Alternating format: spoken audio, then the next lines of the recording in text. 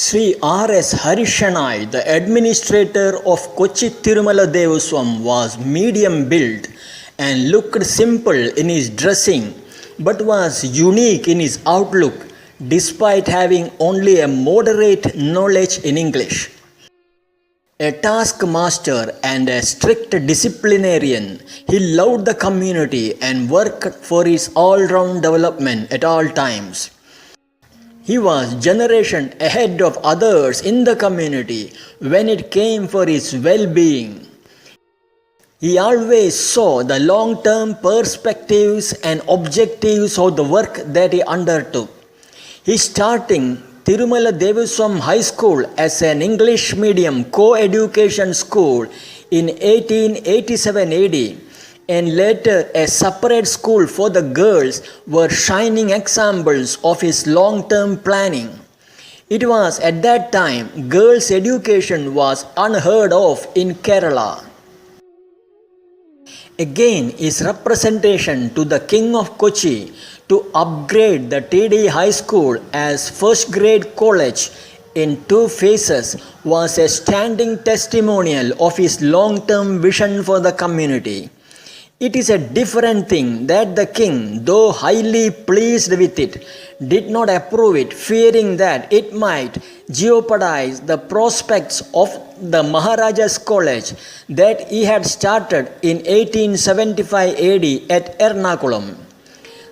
The height of Sri Harishenoy's vision comes clear only when his proactively taking up the upgrading the school to a first grade college was contrasted with the later administrators of the school who failed to apply in time for upgrading the school to a higher secondary school when the government in 1997 delinked the pre-university degree course from the colleges by integrating into higher secondary level in the school and was giving priority for existing government and government aided private high school.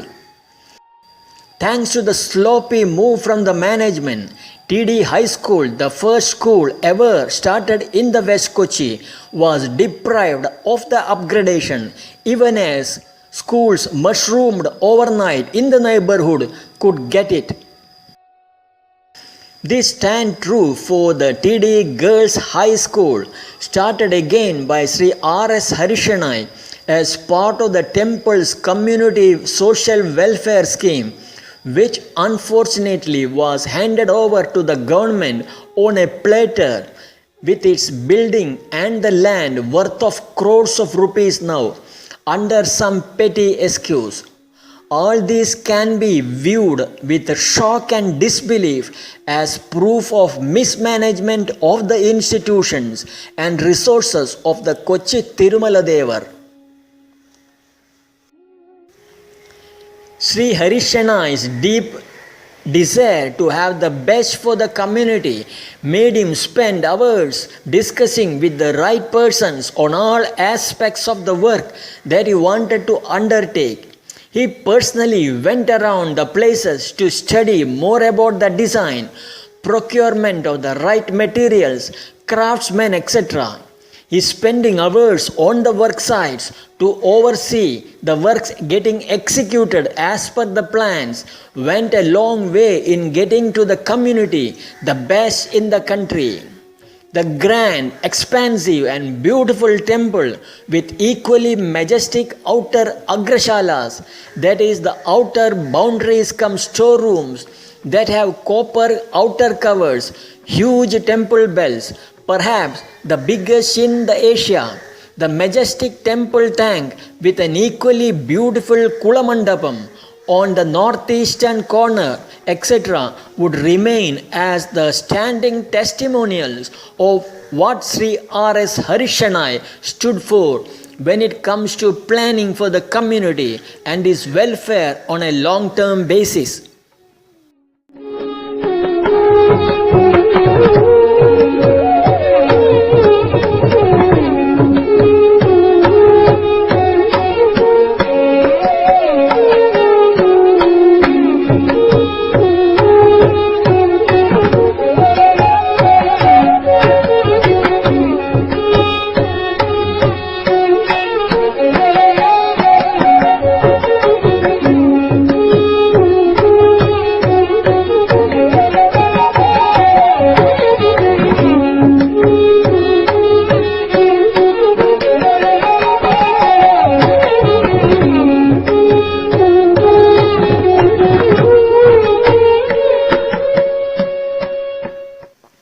Well before the world woke up to the need of water conservation, water harvesting, water recharge, etc., Sri Harishenoy had already incorporated those concepts in the temple construction in line with the Agama Shastras, the ancient scriptures on temple architecture. Such was the precision in planning for the water harvesting and water recharge. Every drop of the rain that falls within the sprawling campus, including the water used for abhishekams, that is the ritual bathing of the deity, was carefully channelized from the source to the 5 huge wells constructed within the campus, and also the 3 huge water bodies, 2 within the campus and 1 outside it in the northeastern corner. It is of no surprise that not only the temple but the surrounding residential areas never faced any water shortage all these years till the modern municipal water supply system replaced the wealth in the residential areas. The temple continued to depend on the water bodies for all its water requirements even now. Sri Harishenoy's untimely death in 1904 AD left some of the other planned works like 4 gopurams on all 4 sides, huge shiveli pandals on all 4 sides with the provision for protection from rain and winds, etc. Second Kulamandapam on the southeast corner for the future administrators to take up. How they have miserably failed in most of those tasks become clear when one takes a look at the Shiveli Pandal constructed in 1934 AD in the eastern side. It was no match for the grand one Sri Harishenoy had originally planned on all 4 sides. In his place now stand the Pallaki Puja Pandal and Kalyanolsavam Pandals. While the Pallaki Puja Pandal was constructed only as a stopgap arrangement for the grand Shiveli Pandal, not only it became a permanent structure, but later in the late 80s another one was added to it. How much damage both those structures have done to the overall aesthetic looks of the Sri Kovil, inner and outer prakaras, and its visual appearance as unique and beautiful models of ancient architectural specimen become clear from the dingy and gloomy looks they bear round the clock.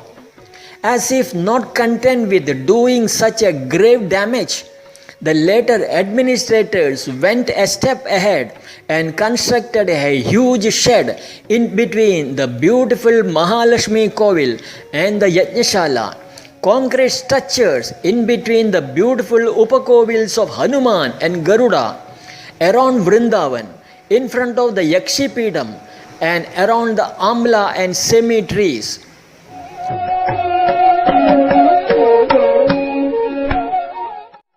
Those structures not only do not sink in with the ancient temple architecture, it blocks the beautiful looks of the ancient temple architecture and remain as eternal eyesores.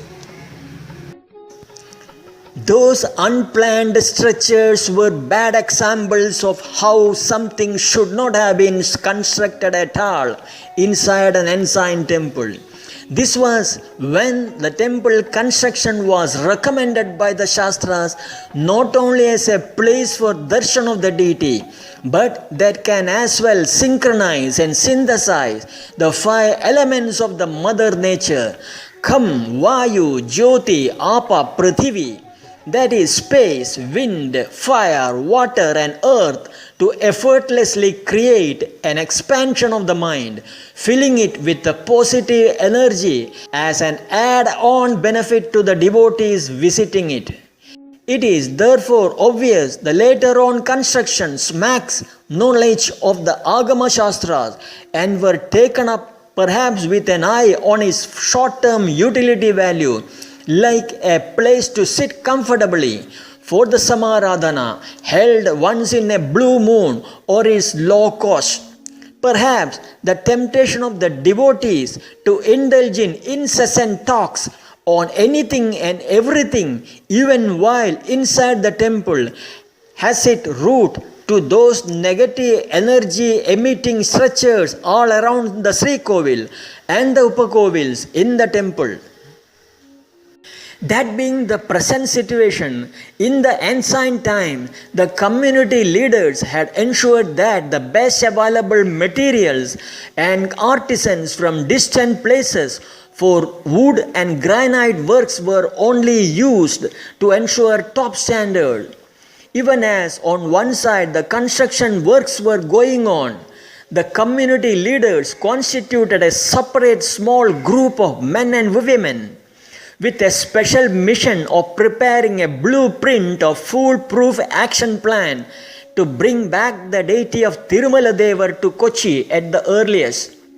That mission was kept as top secret, with the group meetings scheduled at different places to plan, act and review of the works completed so far. Even as Sri Harishenoy was executing all his long-term plans for the community and the temple, he had kept a sharp eye on the socio-cultural issues within the community.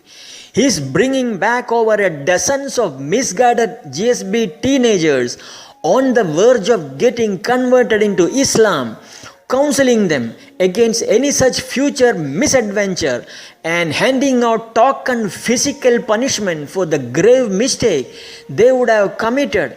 He is prohibiting entry into the temple of those who go against the religious social customs and principles of the GSB, etc., would remain as the standing guidelines to imitate for any aspiring future socio-cultural leader in the community.